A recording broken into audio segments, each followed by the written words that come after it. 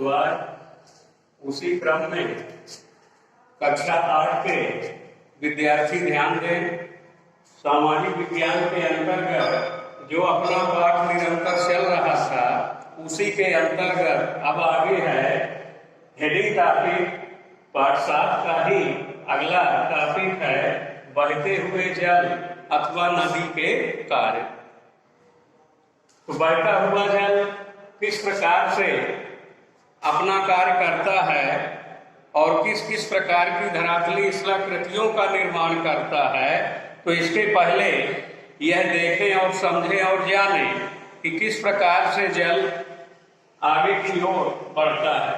तो अधिकांश वर्षा का जल कुछ भाग वाष्प बनकर वायुमंडल में उड़ जाता है, कुछ जल धरातल में ही भूमिगत हो जाता है, यानी जमीन के अंदर इसका चला जाता है, और उसमें से जो बचा हुआ जल है वो निरंतर प्रवाहित होता रहता है। उसी को बहता हुआ नदी का जल कहते हैं। अब बहता हुआ नदी का जल नदी के माध्यम से किस प्रकार से अपना आगे प्रवाह बढ़ाता है और बहते हुए जल से जो स्थलाकृतियां निर्मित होती हैं उसी को हम तल संतुलन के रूप में भी जानते हैं। यानी बहता हुआ जल तल संतुलन के रूप में किस प्रकार से आगे अपना कार्य पूर्ण करता है, तो यही जल नदी के रूप में तल संतुलन का महत्वपूर्ण कार्य करता है। नदियों का कार्य व्यापक रूप से होता है, बड़े पैमाने पर होता है और काफी समय लगता है। ऋतु आधारित ऋतु अपक्षय के रूप में भी वातावरण प्रधान इसका कार्य जो है संपादित होता है। नदियां अपने उद्गम स्थल से लेकर अंतिम मुहाने तक विभिन्न प्रकार से स्थलाकृतियों का निर्माण करती हैं। यानी जहां से नदी का जन्म होता है, उद्गम स्थल होता है।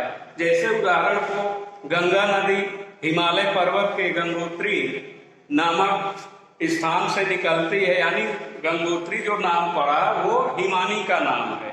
हिमानी के रूप में जो नदी गंगोत्री से निकलती है गंगा, वो आगे अपनी अंतिम यात्रा समाप्त करते तक अपने रास्ते में, यानी नदी अपने अपवाय क्षेत्र में जहां जिस क्षेत्र स्थान राज्य से होकर बहती है तो अपने रास्ते पर विभिन्न प्रकार के कार्य पूर्ण करती है। तो इस प्रकार से स्थलाकृतियों का निर्माण करते हुए निरंतर जल जो है बहता रहता है। यही पूरी प्रक्रिया उसका कार्यकाल कहलाती है। और इस पूरे कार्य की प्रक्रिया को पूरा होने में 3 क्रम होते हैं। यानी नदी जो है अपना 3 प्रकार से कार्य जो है पूरा करती है, संपन्न करती है। तो इसमें मुख्य रूप से नंबर 1 अपर्दन, परिवहन और निक्षेपण। अपर्दन, परिवहन और निक्षेपण ये 3 प्रकार के प्रमुख कार्य हैं जो नदी अपने उद्गम स्थल से लेकर अपने अंतिम मुहाने तक पहुंचते पहुंचते अपना कार्य पूरा करती है। और इस प्रकार से अपने अपवाय क्षेत्र में, अपने रास्ते में, अपने मार्ग में तल संतुलन जैसी कई प्रकार की स्थलाकृतियों का निर्माण करती है। अब आगे इसी क्रम में बहते हुए जल के नदी के कार्य के रूप में हम नदी के होने वाले या नदी द्वारा या बहते हुए जल के द्वारा जो कार्य संपादित होते हैं और उनके द्वारा जो निर्मित स्थलाकृतियां हैं उनका क्रमशः अध्ययन करेंगे, जानेंगे, पढ़ेंगे और समझेंगे।